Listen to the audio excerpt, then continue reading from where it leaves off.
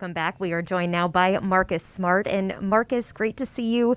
It was quite the off season for you, signing a contract extension. We know that you love, or Boston loves you. You love Boston. Why was it important for you to remain a Boston Celtic?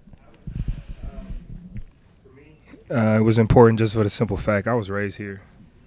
Boston drafted me at 6, and I've been here ever since.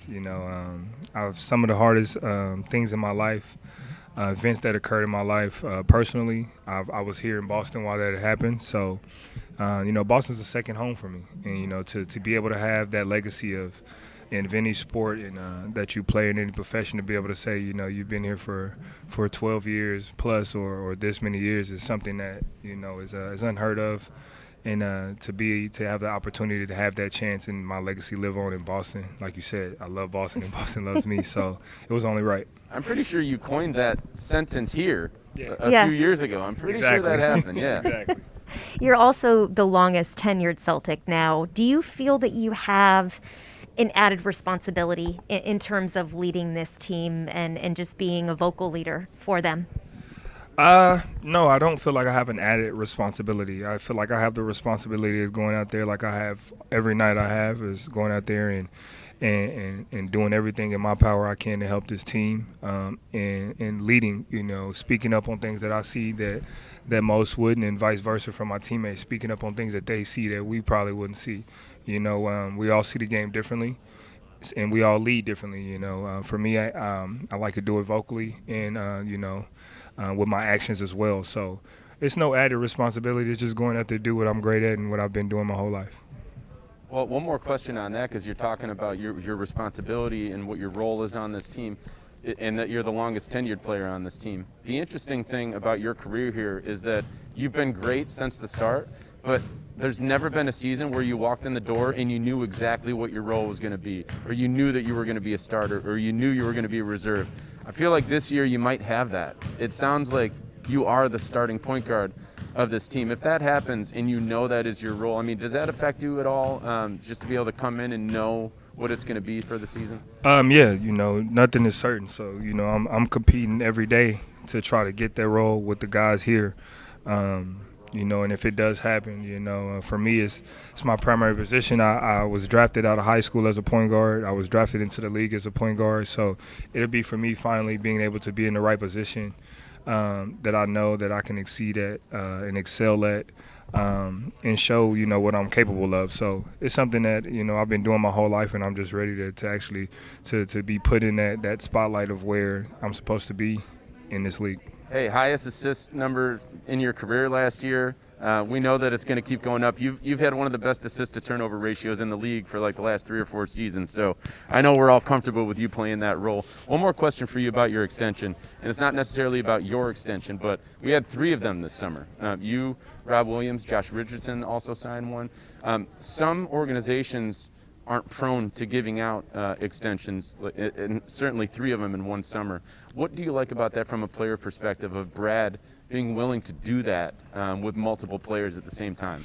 It just shows the loyalty, unfortunately, in this business, that's what it is. So we kind of relax on that word when we talk about this, when we talk about sports, that, we're business first, and it gets slept on that, a lot of the players, we do everything, sacrifice our bodies, sacrifice our time, sacrifice our families, our life, our social life, for a team, for an organization, and all we want is that loyalty back. And the way that you prove that is, you sign, you go in and you sign those extensions to those guys that you feel, has showed the loyalty to you, and as a player, that right there kind of eases your mind that, me going out here and putting everything on the line every night, And you do put it on the line and every I do. night. We all it know shows that. a lot, and that means a lot to you as a player. New head coach this year in Ime Udoka. And when I spoke to him during his introductory press conference, he had high praise for you and said that you actually remind him of how he was as a player, putting it all out on the floor, playing with the chip on his shoulder. What is that like to hear from your new head coach? It means a lot, especially if you're going to be the extension of the coach out there on the floor in that point guard role. So to be able to have that connection from Ime is something big, being able to work with him with the USA team we kind of got that step forward and that step ahead of knowing each other, filling each other out, understanding each other. So, to have that praise come from him means a lot.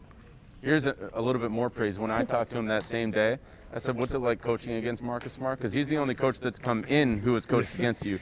He said, it's a pain in the ass. That's how he phrased it. So I think he thinks highly of you, that's for sure. There we go. And fans are thinking highly of you, Marcus. We had people tweeting, honestly, I don't have a question for you. I just want to tell you that I love you. Boston loves you, and we are all so glad to keep you in green. What is that like for a player, knowing just the support that you have from the fans here? They love you, and just the city rallying around you. It's everything, especially, when you got a group of people or a group of fans or a whole another group of whatever you want to call them, just, waiting for your downfall, praying for your downfall, and expecting you to fall off. And so to see tweets like this and, to hear people say things like that, it means a lot, and it just shows that, you're doing everything you can, you're doing it the right way, keep going. I'm sure that's not the only one that looks like that either right now. Hey, we got one more question for you that we're able to throw out there, and I want to talk to you about your hair. We were talking about it before you came in. I said, when we see Marcus Smart every year, we never know what it's going to look like. You love to change it up. Tell us about what you got rocking right now. Definitely. So over the years, my hair has grown, so I'm able to do a lot more now, but, definitely just switching it up. This is something I kind of started a couple years ago. Coming into the league, I had before I had the mohawk, I had the short hair for the 18 years of my life. Then I got to college, switched it up. My mom really loved the braids, so I started with the braids. And when she passed away, I kind of just stuck with them. So she's never seen this before, but she's always told me, she would like to see me in a bun. The last time she seen me when I had a bun was when I was like 2 years old. Oh. So, just switching things up for me and, just keeping it fresh, keeping everybody on their toes with the fashion. I think I probably got one of the best hairdo in the league. Love it. Top of the top. Top of the top. Love it. Well, Marcus, thank you so much for your time. We appreciate it. Thank you, guys. Great seeing you, Marcus. Thank you.